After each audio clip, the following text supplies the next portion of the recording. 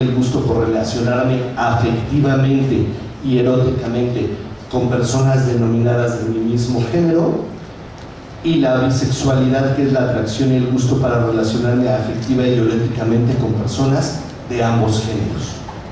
Hay algunas reflexiones donde suman otros tipos de preferencia, como por ejemplo la pansexualidad, pero bueno, no tengo que describir todo para ir a donde quiero mostrarles. Entonces,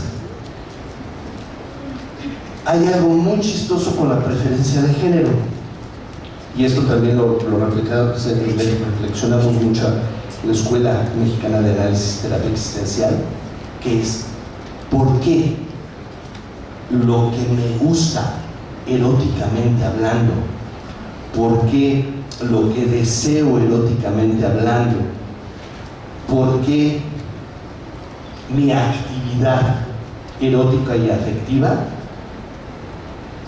se convierte en lo que soy? Es decir, fíjate, si a mí me gustan los hombres y yo siento atracción por los hombres, ese gusto me da identidad y se convierte en lo que soy, y entonces yo me llamo un hombre heterosexual. O sea, ¿cuál es el mecanismo del sistema para que mi actividad erótico-afectiva, mis gustos, me conviertan en lo que soy?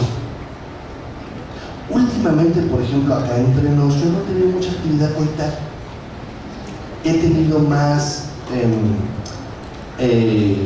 interacción con las quesadillas de queso que con mi posibilidad heterosexual o bisexual. Sí, es triste, compréndanme. Quizá por eso doy estas pláticas. He tenido más convivencia con las quesadillas de queso. He tenido más convivencias con los, ya sabes, con los quesos fundidos. ¿Por qué ese gusto no me da identidad? Está un poco loquito, fíjate. Yo voy y me presento con doctor Ricardo y le digo: hola, doctor Ricardo, yo soy heterosexual. Voy y me presento con Laurita y le digo: hola, Laurita, yo soy gay. ¿No? Voy y me presento, pues, algo intermedio con el maestro Renato y hola, maestro. ¿Qué es la autoridad? Hola, maestro, nada más. Pero decía un amigo: somos valientes, no pendejos. Entonces, ¿por qué yo siento la necesidad de, cuando me vinculo, decirte con quién cojo, decirte con quién me gusta coger? Nosotros no vamos por el mundo diciendo: hola, doctor Chargoy, soy Max y soy quesadillas de queso. No voy con Fernando, con el doctor Fernando, digo: hola, doctor Fernando, soy Max y soy queso fundido. ¿Por qué de todos los gustos que hay en nuestra actividad diaria, lo que me gusta eróticamente hablando me da identidad? Y yo sospecho, como ustedes ven que sospecho un poco, me parece que de nuevo es otra manera de seguir teniéndonos encasillados a las personas. Yo he generado tanto en el sistema para que tú te presentes o sientas vergüenza de con quién coges. Y entonces yo doy talleres ayer y antier y hago la pregunta escalofriante. Les digo: oigan, ¿por qué se metieron al taller de pareja? Ah, pues porque me gusta la pareja. ¿Y te gustan los hombres o las mujeres? Oh, las mujeres. Yo les digo: hay algunas personas que se denominan bisexuales, mutis. Y créanme, sí podría haber en el taller. Hay algunas personas que se denominan homosexuales, mutis. Pero, ay, qué bueno, este taller va a servir. Puro hinche heterosexual llegó, ¿no?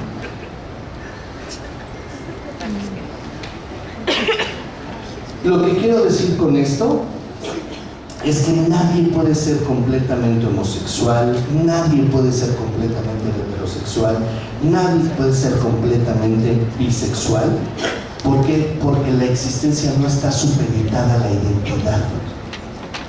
La existencia es algo más amplio que la identidad. Y entonces hoy por hoy vivimos el luto de las identidades. Quizá por eso la sexología, desde mi punto de vista, hoy por hoy estamos en la pendeja. Porque toda la teoría se está moviendo. Ya no tenemos la certeza de hace 20 años. Hace 20 años creíamos que eso era verdad, que el sexo era verdad, que el género era verdad. Ahora todos los estudios nos están diciendo, ¿qué crees? Ha sido una construcción. Quizá es necesario volver a pensar qué construimos para que nuestras sexualidades no nos duelan tanto. Quizá es tiempo de ver qué construimos para que nuestras sexualidades no nos avergüencen. Quizá es momento de ver qué construimos, y esto es una ficción política, qué construimos para que nuestras sexualidades no nos duelan, no nos avergüencen, no nos den miedo, para que podamos habitar otras maneras eróticos y afectivas de estar con quien yo necesite estar sin ofender a nadie. Ahora a estas alturas del partido ustedes dirán, este güey ya se deschavetó, lo que viene es Armagedón, ¿no? Lo que viene es el caos, ya no hay orden, ya no hay categorías, entonces ¿qué? Ya todos contra todos. No. Eso quisieran algunos y algunos. No. Lo único que estoy diciendo es, las categorías van a seguir existiendo, no es posible que no existan, pero el peligro que ahorita tenemos es que yo he creído que soy mi categoría. Y esto es un juego. Yo puedo cambiar de categoría en el momento que yo quiera. Como ustedes saben, José Luis habló de que el doctor Juan Luis Álvarez Gallú, que no sé si ustedes lo conozcan, pero es una persona que ha peleado mucho por la parte de la sexualidad, murió hace muchos días. Y él siempre terminaba el taller que dábamos básico diciendo, ojalá estas reflexiones, no tengo muchas pretensiones, pero ojalá estas reflexiones hagan que quizá nuestras sexualidades las vivamos con más placer, con más vínculo, con más lealtad, con más pasión, y no solo las sumamos a coger, para que nuestras sexualidades nos duelan cada vez menos si bien nos va. Entonces voy a terminar con una frase que es imperdible de Simone de Beauvoir, aunque ya evidentemente hay muchas autoras, pero es una de las filósofas que hicieron mucho para hacer este tipo de reflexiones. Dice: la mujer no se nace, se hace, ya que ningún destino biológico, físico o económico define la figura que reviste en la sociedad la hembra humana. Entonces no somos mujeres biológicas. Nosotras nos hacemos a través de ritos. Y Simone de Beauvoir lo dejó en las mujeres. Pero vino Judith Butler y le puso devenir. Y yo podría pasar de ser mujer a ser hombre, a ser heterosexual, a ser homosexual, a ser pansexual, de nuevamente volver a ser heterosexual. Creo que ya es tiempo de sacar la sexualidad del mandato biológico y mandarlo más a las decisiones. Pero bueno, esto es un cuento más. En sexualidad hay muchos cuentos, ese es otro cuento que a mí me gusta, que hay muchas personas en el círculo existencial que les gusta, y nuevamente yo quiero agradecer como la posibilidad de estar aquí. Muchas gracias.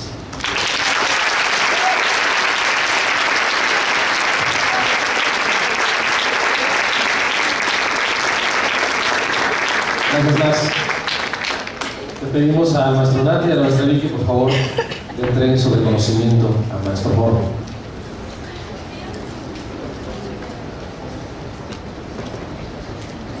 ¡Estás bien bonito!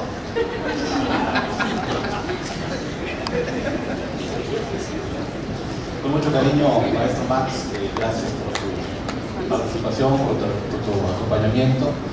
Seguramente siembras muchas reflexiones en un tema que amerita ser, como toda construcción de justicia, ser reelaborada una y mil veces. yo me quedo con que en ningún lugar del mundo, ningún estado, ningún gobierno tendría por qué decirle a sus ciudadanos a quién amar. Y eso es una lucha que se tiene que seguir dando de todas las partes, de todas las regiones. Felicidades y gracias.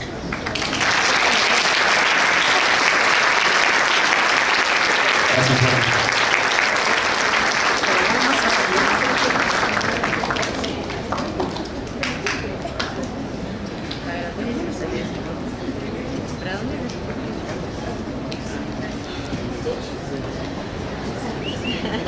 Gracias, Max. Gracias, Nati. Gracias, Vicky.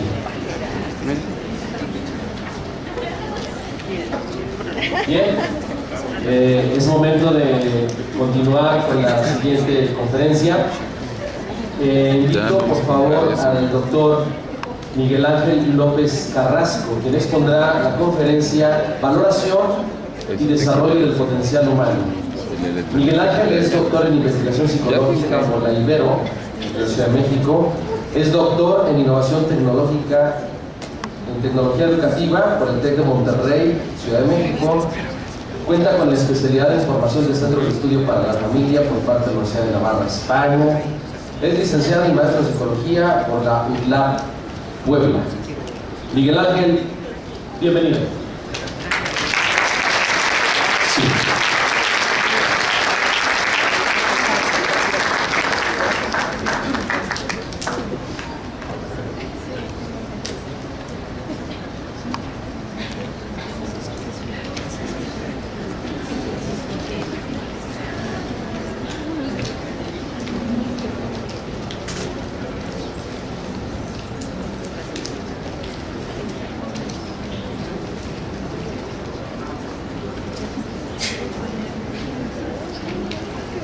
Muy buenos días a todos. Es un placer para mí estar con ustedes en este primer congreso, el cual veo que ha tenido muchísima intensidad. Agradezco antes que nada a las autoridades de la Universidad Humanista Hidalgo, pues, la gentileza que han tenido con mi persona para invitarme a este evento.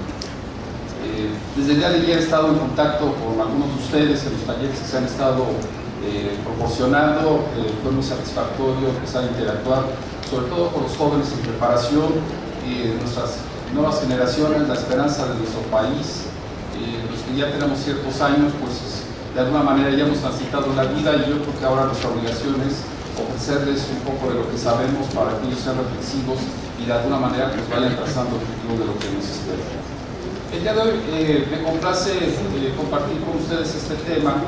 Espero pues estar en sintonía con lo que estuve preparando y lo pueda yo expresar pues con el ánimo en el cual pues, le dediqué algún tiempo para pensar qué es lo que podría yo dejar en este evento. Cuando me planteé el tema de la evaluación del potencial humano, consideré que era muy importante pues hacer algunas precisiones, porque pasamos a la siguiente.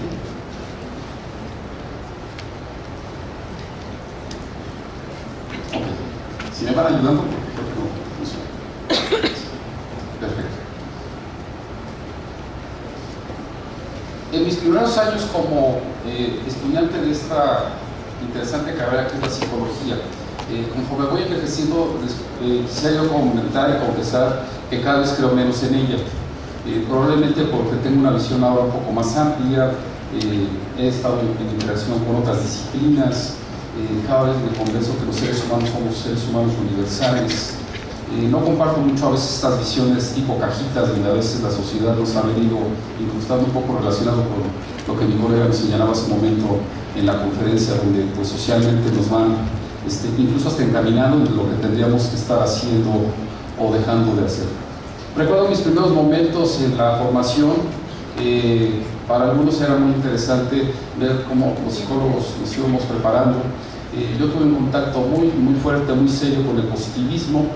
Recuerdo que cuando me dieron mi primera rata para que yo la condicionara durante 4 meses, y me dijeron, pues es tu responsabilidad, y si se te muere, pues estás reprobado.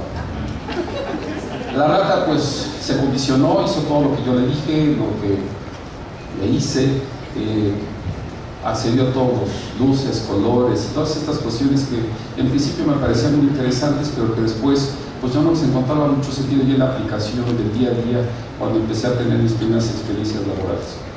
Otro de los temas de los que yo dudaba un poco pues era relacionado precisamente con las partes que algunos de mis compañeros les entusiasmaba muchísimo, que era la clase de psicometría. Psicometría entendida como agarro un test, lo aplico, me lo aplico y entonces ahora ya soy psicólogo porque ya puedo aplicarlos y calificarlos. Esta visión lamentablemente se sigue repitiendo en muchísimas facultades de psicología. ¿Sí? Recuerdo que hace muchos años que impartía yo esta materia, teoría psicométrica, que no es lo mismo aplicar test, ¿sí? Porque es la teoría de la medida, es toda una disciplina a la cual muy pocos a veces estamos interesados en ella y muchos otros le dan la vuelta simplemente porque dicen yo no estudié psicología para terminar aprendiendo estadística y todas estas cuestiones. Dejé de darla porque me convencí que muchas de las personas tenían que entender, mis alumnos, que al final la psicometría en nuestro país pues no tenía mucho futuro porque pues simplemente no tenemos el dinero suficiente para hacer investigación, validar, confiabilizar y mucho menos estandarizar los pocos test que en ocasiones llegamos a tener. Hay muy poquitas excepciones. Sabemos que la Universidad Nacional tiene un grupo de trabajo muy importante en esto, que durante años lo ha venido desarrollando, pero se limita pues a estos trabajos universitarios que nunca llegan a las editoriales. Y ahora pues la moda está en que pues, los españoles han hecho un montón de cosas y ahora simplemente vas, los compras y los aplicas, sin darte cuenta pues que las normalizaciones pues son de gente de La Rioja, de La Mancha o de donde sea, y simplemente pues ni siquiera te fijas en ello. Todavía me ha tocado ver cómo gente que aplica algunos test con baremos de Uruguay 1954, los que saben de psicometría saben a qué prueba psicológica me estoy refiriendo. Cuando me hablan entonces de compartir este tema, me preocupa un poco que me dice la evaluación del potencial humano, y entonces yo me pregunto, ¿qué potencial humano se puede medir? ¿Sí? ¿Será posible que lo podamos medir? Y entonces, bueno, todavía hay muchas personas que creen que sí, y de hecho por eso estudian a veces estas actividades profesionales, en área de tener una bola de cristal, anticiparse a muchas cosas, y lo que ayer en uno de los talleres un colega decía, pareciera ser que nos gusta que nos empoderemos los que estudiamos estas disciplinas porque tenemos cierta capacidad por encima de las personas. Mi charla la quisiera yo llevar en 3 momentos, si me lo permiten. Voy a hablar un poco de algunos de los indicadores que, la siguiente por favor, nos van hablando de cómo la teoría de la medida se ha venido estableciendo, pero en función de 3 aspectos. La siguiente por favor. ¿Sí? No es lo mismo medir, evaluar que valorar. ¿Sí? Cuando nosotros medimos desde la corriente positivista, pues es simplemente yo aplico un test, el que quiera, el 644, ojalá y lo tuviéramos, y entonces estamos ya muy satisfechos y pensamos que con eso pues ya hemos alcanzado pues la meta que se estaba planteando. Ahora, en aras de lo que realmente desearíamos, sería más que nada hacer un alto en el camino, tomar en consideración factores cualitativos, factores cuantitativos. Esta discusión ya ha dejado de ser un punto de discusión, por lo menos entre los psicólogos. Imagínense, década de los 80, enfoques cualitativos. Los primeros que dieron el grito en el cielo fueron los psicólogos, y los que estuvieron más felices fueron, por ejemplo, los pedagogos, porque por primera vez en la historia se desligaban de la psicología y empezaban a establecer su propia línea de pensamiento. La sociología ya lo había hecho por separado, ya a ellos no les interesaba tanto la psicología, y hay muchos psicólogos que de suyo, sí, Escuela de Chicago y muchos otros, ya habían venido transitando en algunas de estas definiciones más de corte cualitativista, sin importar porque la psicología venía gestando desde siempre. Pero no perdamos de vista que pues, el conductismo tuvo 50 años de predominancia a nivel internacional, y eso ha sido muy difícil de liberarnos de ello. Además, si es que le agregamos que, por ejemplo, un congreso del APA hoy en día se concentran 12,000 personas, ¿sí? Pues es muy difícil. Congreso Mundial 5,000, pareciera ser que el APA, la Asociación Estadounidense de Psicología, pues sigue dictando para muchos cuál es el curso de esta disciplina. Sin embargo, algunos otros pensamos que podemos acercarnos a algunas otras áreas del conocimiento para tratar de entender. A mí me parece que muchos de estos instrumentos, ¿sí?, podrían ser de utilidad siempre y cuando nos reflejen un poco el valor que las personas tienen hacia nosotros y las posibilidades que podemos tener para poder empezar a trabajar juntos. Ahora, les decía yo ayer a una persona que me hizo favor de acompañarme en el taller, yo creo que una de las carencias que a veces parte de la psicología tiene en este caso es de que a veces se nos entrega simplemente para medir y a veces se hace muy poca clínica, ¿sí? Esto yo lo aprendí de mis colegas o de mis maestros psiquiatras, porque sin tener instrumentos pues hacían diagnósticos fenomenales. Y el psicólogo estaba muy apegado a sus instrumentos porque no tenía a veces otras herramientas. Creo que podemos hacer una combinación interesante y podría salir cosas valiosas. Pero bueno, independientemente de todo esto, yo quisiera que analicemos cuáles son las tendencias que desde el área que nos interesa, que en este caso es el desarrollo humano, y dejemos de lado lo que es la psicopatologización de la sociedad, porque a mí esta parte realmente no me interesa, o la parte psicologizante del análisis de todos estos fenómenos, para ser un poco más abierto a todas estas propuestas y a todas estas posturas. Probablemente ya estoy envejeciendo, pero conforme voy envejeciendo me voy alejando a veces de esta disciplina original en la que me formé. Espero que cuando esté muriendo no me arrepiente y diga, por favor, psicólogos, perdónenme, pero ya la vida me irá diciendo algunas cosas. La siguiente, por favor. En este sentido, bueno, ¿cuáles son? Vamos a tener que tener claridad entre los fines y los medios. ¿Qué es lo que queremos? Si hablamos, por ejemplo, en términos del potencial humano, yo quisiera hablar de tres grandes tendencias. La primera es una tendencia más socioeconómica, que no deja de ser interesante porque si bien es un tema de economistas y de otros grupos, de tomadores de decisiones políticos y de muchas otras personas que dicen, a mí eso que me interesa, tiene un impacto interesante. ¿Sí? Vamos viendo cómo hay algunas propuestas mundiales que me parece que vale la pena tomar en consideración, porque van muy de la mano de lo que yo quisiera señalarles, pero también en ocasiones nos confunden, sobre todo por los términos, por favor. ¿Sí? Cuando hablamos del índice de desarrollo humano, no sé si han leído estos índices que son sumamente interesantes, hay algunas cuestiones que la Organización de las Naciones Unidas nos ha venido estableciendo para que nosotros podamos empezar a tomar conciencia, ¿sí?, de las diferencias tan marcadas que tenemos como sociedad, ¿sí? Pero hay algunos indicadores que me parece que vale la pena tomar en consideración.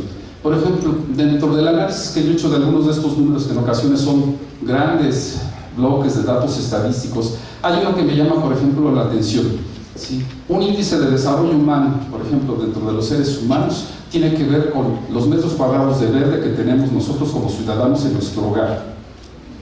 El índice de desarrollo humano que tú puedes tener como persona depende del tamaño de tu jardín, para que nos vayamos entendiendo. Esto valórelo porque cuando vamos a Canadá, si ustedes han ido alguna vez a este bello país, nos quedamos verdaderamente maravillados de sus zonas verdes, de sus áreas, y no de balde está considerada como uno de los países con mayor posibilidad y calidad de vida.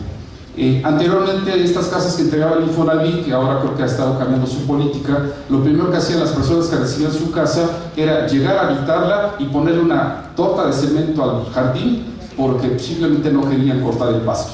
¿Sí? Bueno, ahí está reflejándose el índice de desarrollo de estas personas.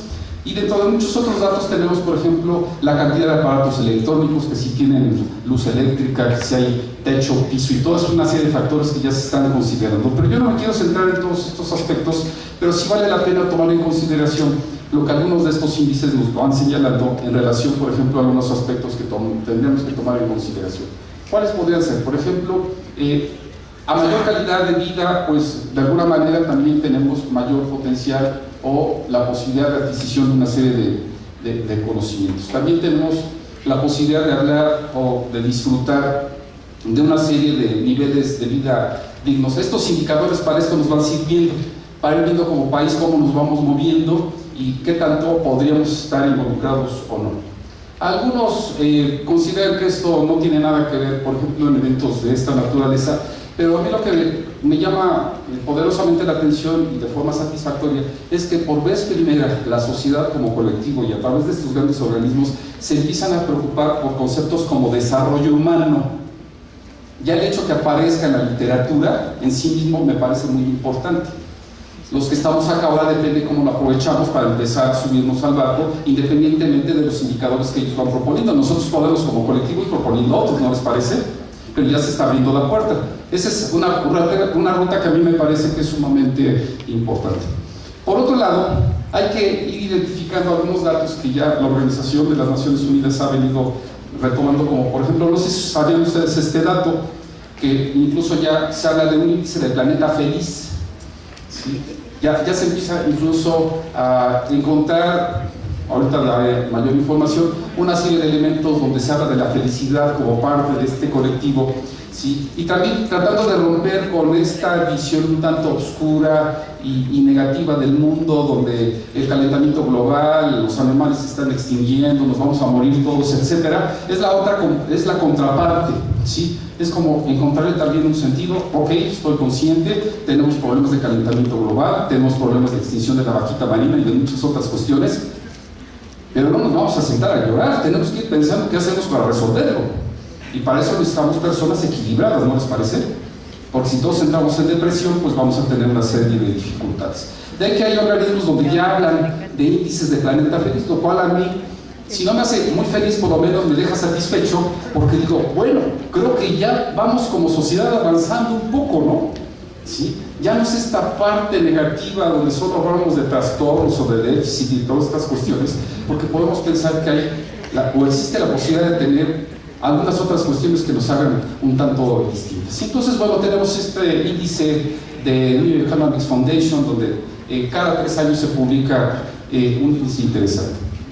¿Sabían ustedes que el 20 de marzo se celebra el Día Internacional de la Felicidad? ¿Lo sabían? Bueno, los diarios normalmente sacan notas.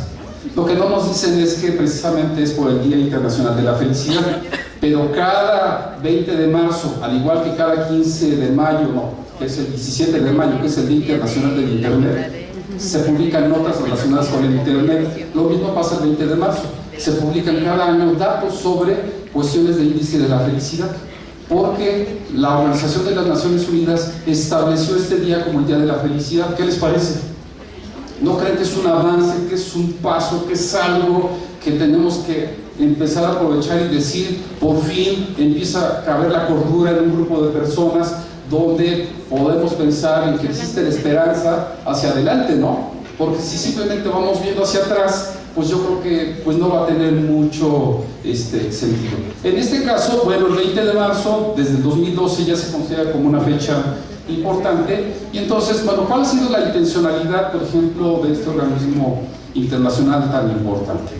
Nos habla precisamente de reconocer a la felicidad como parte de estas aspiraciones universales de bienestar humano, ¿sí? Que desde ahí ya podemos partir y pensar a imaginarnos un mundo totalmente diferente, ¿no les parece?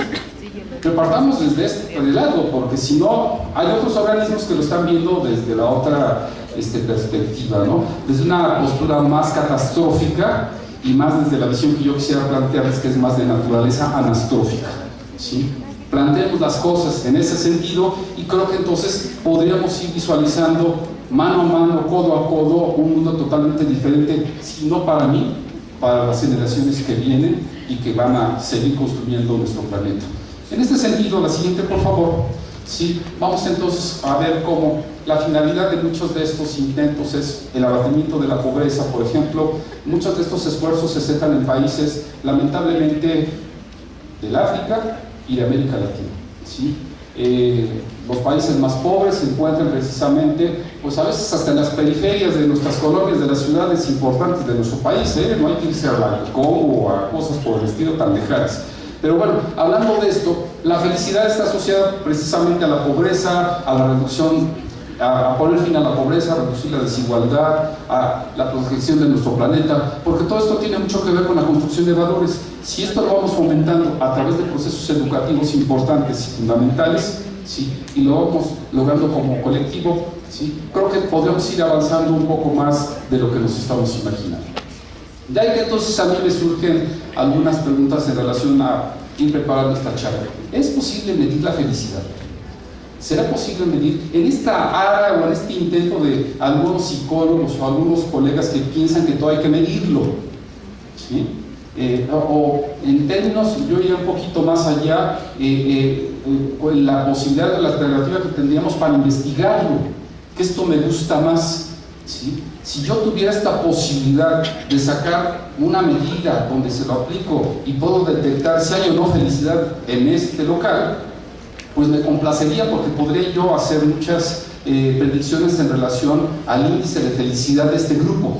No dudo que muchos estén felices, pero no sabemos cuánto.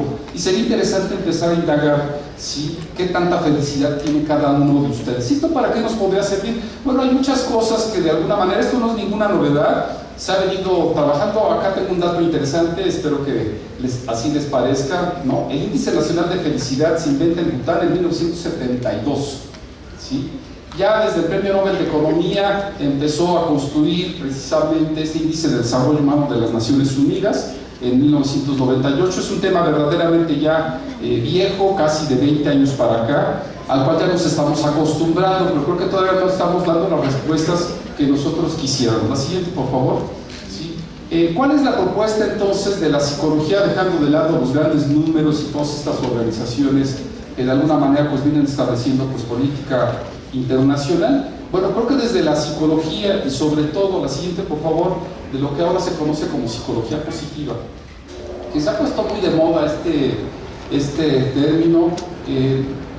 Yo en ocasiones, bueno, voy visualizando cómo estas propuestas van caminando. La psicología positiva me parece muy interesante. No significa agarrarse de las manos y ahora vamos a ser todos felices y brinquemos juntos, porque en ocasiones esto ha terminado, ¿no? Tampoco es el club de la felicidad, porque también existen este tipo de alternativas que en ocasiones nos confunden. Pero bueno, es una situación que uno de los promotores de esta posición, que es el señor Martin Seligman, ha venido trabajando con bastante seriedad.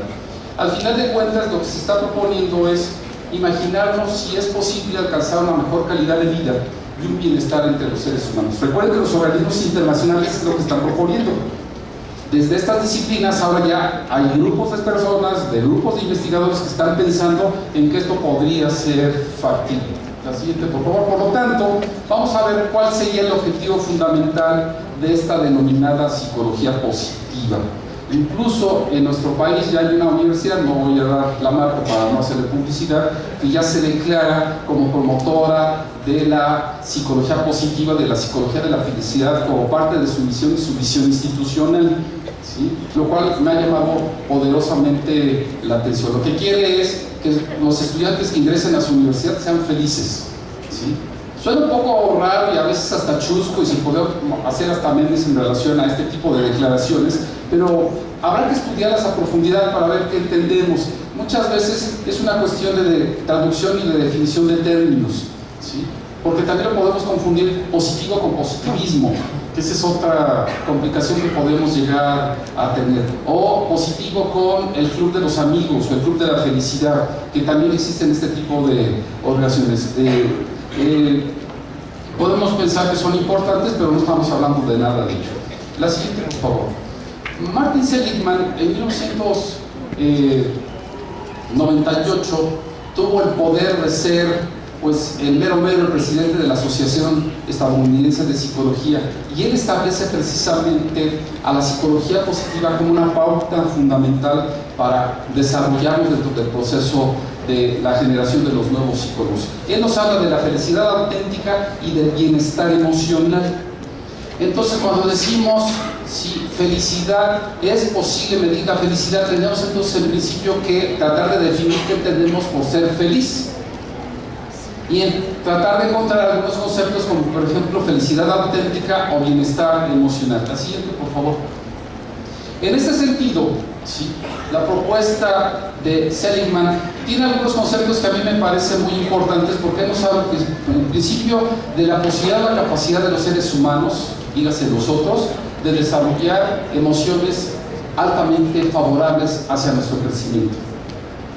En muchos casos, la psicología, principalmente la psicología clínica asociada a la medicina, pues lo veía completamente al revés.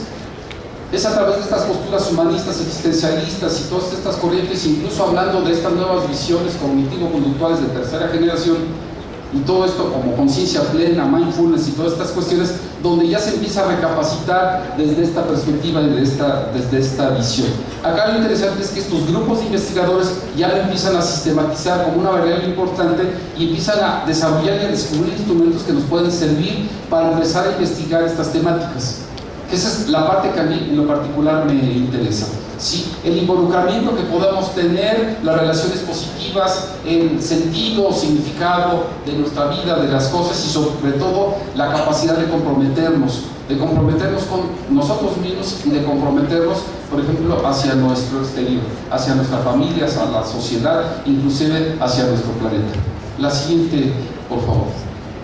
Creo que uno de los deseos fundamentales de muchos de los seres humanos pues tiene que ver con la manera en que nos vamos movilizando, incluso vamos siendo capaces de encontrar este bienestar, ¿sí? Hollywood no ha estado exento de este tipo de propuestas. Ustedes han visto esta película, es sumamente interesante de cómo un ser humano se moviliza para alcanzar una meta a pesar de todas las vicisitudes y se levanta y sale adelante. Bueno, podemos hasta sacar una lágrima, pero lo interesante es cómo ya estas situaciones empiezan a tomar cada vez más cariz en nuestro entorno, porque empezamos a descubrir que esto probablemente sea factible y de alguna manera todos podríamos tener esa fortaleza para salir adelante, que de ahí es de donde se va derivando todos estos movimientos del desarrollo humano desde hace tiempo, ¿sí? Ver el otro lado de la moneda para prácticamente tratar de entendernos a nosotros mismos.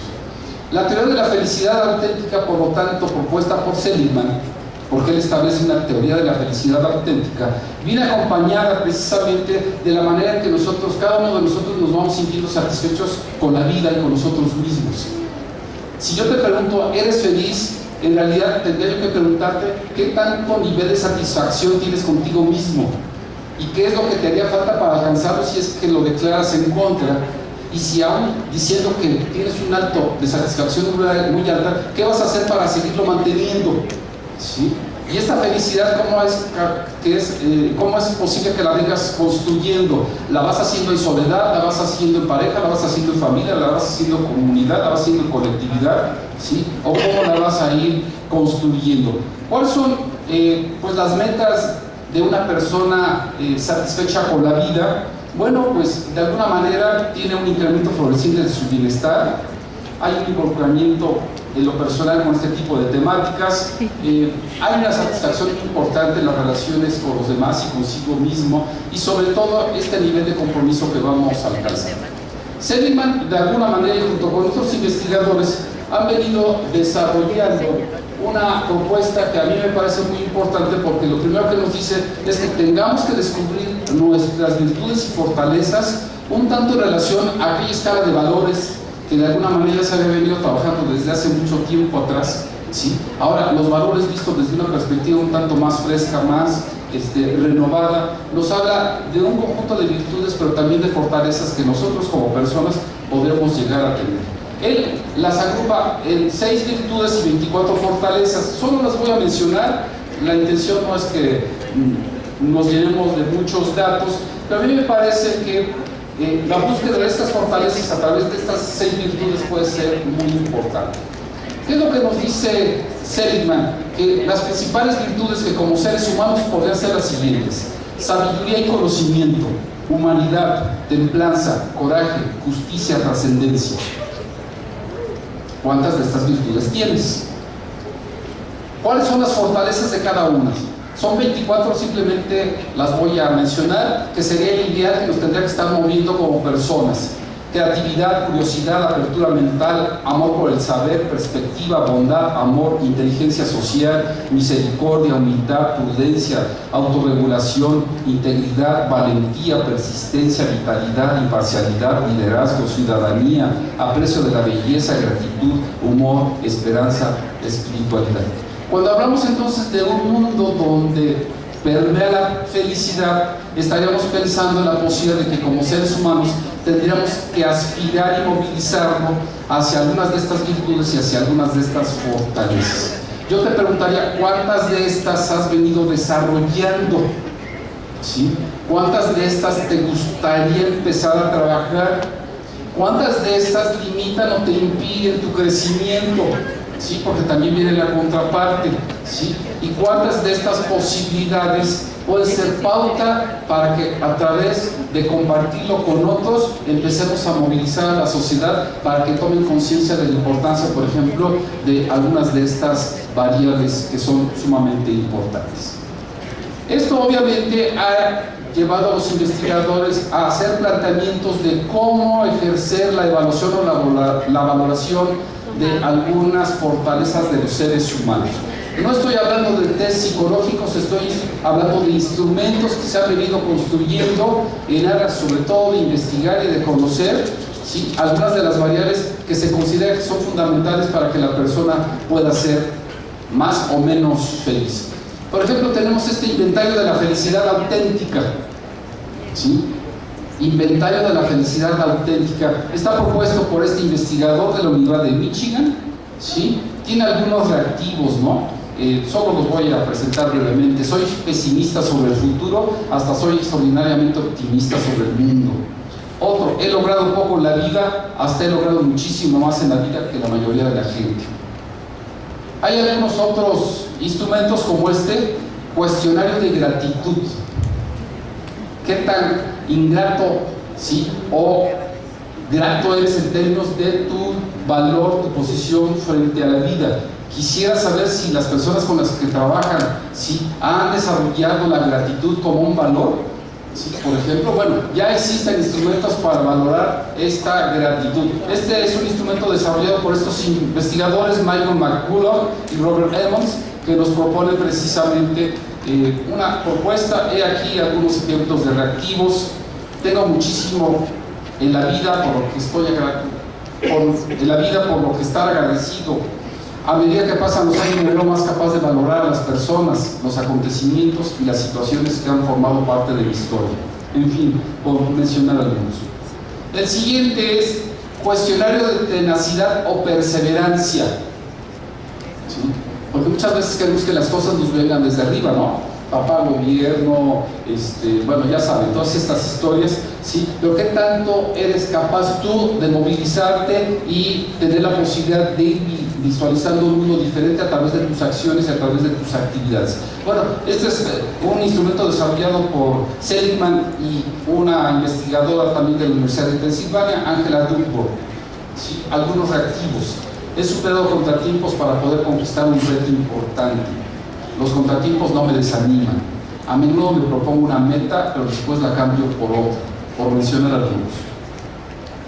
Uno famosísimo que creo que fue estableciendo parte de lo que en la investigación se ha venido desarrollando históricamente en estos temas, que seguramente todos ustedes conocen. Bueno, no tanto, porque en ocasiones cuando le he preguntado a la gente no muchos lo conocen, pero este es el famosísimo inventario de Purpose in Life Test, que sabemos que tiene un cariz y un acercamiento muy, muy estricto relacionado con las posturas existencialistas, ¿no?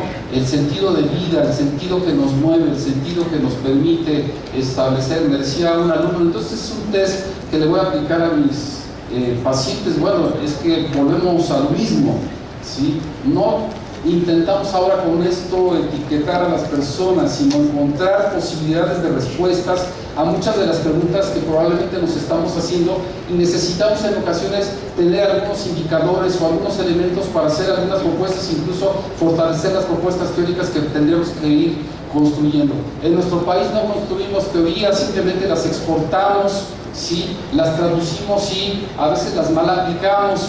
La pregunta será, ¿no es posible que a través de nuestros estudiantes de posgrado empecemos a visualizar este tipo de instrumentos como nichos de oportunidad para que empiecen a visualizar a través de sus investigadores, de sus investigaciones, propuestas que nos puedan ser de interés para nosotros?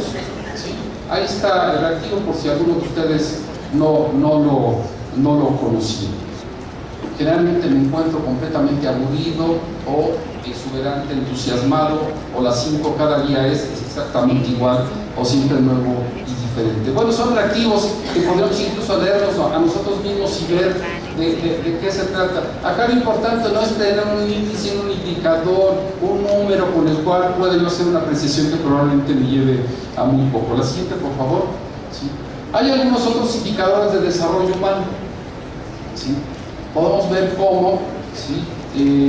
Algunos investigadores, Robert Stender, por ejemplo, que es sumamente conocido seguramente por todos los que estamos acá, ha venido trabajando diversas propuestas, por ejemplo, en el caso de la inteligencia, que todos sabemos que ha sido uno de los temas fundamentales que ha venido desarrollando. Él también tiene algunos trabajos sumamente importantes en relación a situaciones de pareja, pero también vamos a encontrar los trabajos de Stender sobre algunos otros temas. Por ejemplo, uno de los temas que él ha venido trabajando es el tema de la sabiduría, ¿sí? ¿Qué tan sabios somos los seres humanos? Incluso junto con la sabiduría, ha venido trabajando el tema de la estupidez.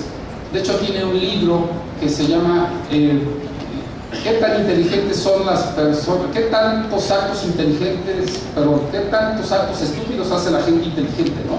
Porque al final de cuentas parte del hecho que en ocasiones nos hace ser un tanto más reflexivos incluso para cada uno de nosotros como seres humanos, ¿sí? En ese sentido, bueno, me quisiera yo también referir a otro constructo, así como estamos hablando de la felicidad, así como podríamos estar hablando de la sabiduría. Otro teórico que también ha estado abordando este tema de la sabiduría junto con Robert Stemmer, por ejemplo, es Edgar de Bono. Uno de los libros más recientes que acaba de publicar Edgar de Bono es precisamente este, La sabiduría, así lo denomina, y empieza a tratar de explicarnos cómo se viene desarrollando un ser humano cada vez más sabio, más probo en este sentido. Pero al hablar de esta otra posibilidad, ¿sí?, de esta otra variable, la inteligencia emocional como una herramienta que nos puede llevar a desarrollar situaciones de felicidad.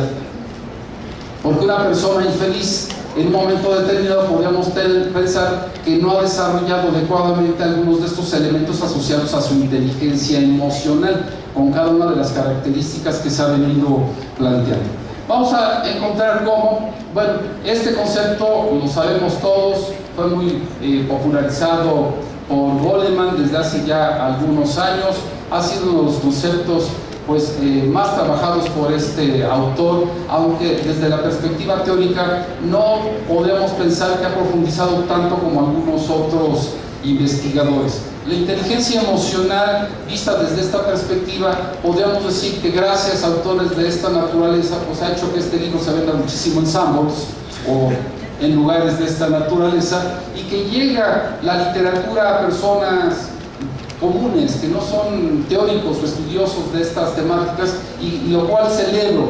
Pero no obstante, atrás de ello hay una serie de investigadores que han venido trabajando, otra visión, otra manera de entender este tema. ¿Por qué estos temas se han popularizado tanto? Recuerden que incluso estas librerías que acabo de mencionar, de esta cadena de cafeterías, ¿por qué son tan populares? Porque muchas veces las personas encuentran o hallan lo que estaban buscando en términos de situaciones muy concretas o muy puntuales que les vienen ofreciendo, pero también muchos de los que nos dedicamos a estos temas hemos visto con buenos ojos estas propuestas en ánimos de ir rompiendo con este cansancio de las posturas tradicionales, sobre todo de corte psicométrico positivista, que de alguna manera había venido inundando el mercado desde hace tanto tiempo.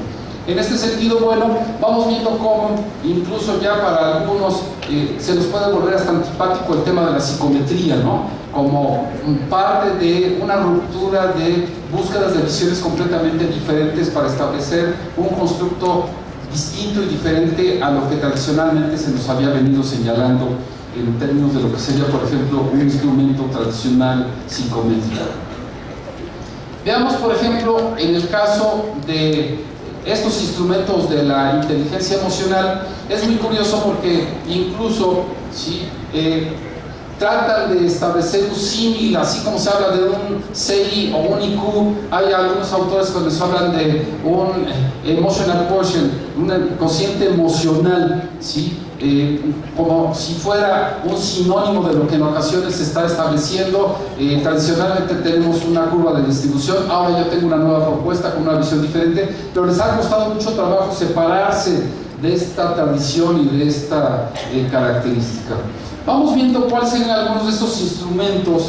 Uno de los más conocidos y que más influencia ha tenido en los últimos años para medir esta inteligencia emocional, sobre todo si alguno de ustedes no lo conocía, es la prueba precisamente de Ruben Baron, ¿sí? Ruben Baron es un psicólogo muy interesado en este tipo de conceptos de análisis y de visiones del desarrollo del potencial de las capacidades de las personas completamente diferentes a los tradicionales. Por ejemplo, él nos habla de algunos índices que bien podrían estar relacionados a la variable que estaba yo señalando anteriormente, ¿no? Inteligencia intrapersonal, inteligencia interpersonal, adaptación, gestión del estrés y humor en general, ¿sí? Se dice que una persona feliz, pues es una persona que tiene un buen sentido del humor, ¿sí? Y en este caso, de acuerdo a la propuesta de este autor, ¿sí?, nos dice que una persona con un alto cociente emocional, ¿sí?, dentro de algunas de sus variables sería la capacidad de ser una persona con cierta chispa, con ciertas características particulares, ¿no? ¿Cuál es tu sentido del humor? Sería entonces a veces hasta reírnos de nosotros mismos, y eso lo vamos viendo, ya los psicoanalistas lo habían venido estudiando mucho, ¿no? La relación del chiste con nuestra vinculación con procesos inconscientes, pero bueno, acá este autor lo viene retomando.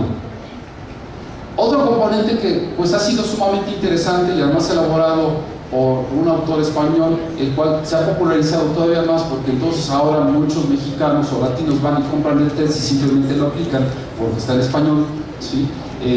Aún sin identificar si los baremos que nos están presentando son los apropiados, pero él nos habla de la capacidad de percibir a nosotros mismos y de percibir a otros, si la capacidad de comprensión, la capacidad de regulación o autorregulación como un factor asociado a nuestra inteligencia emocional.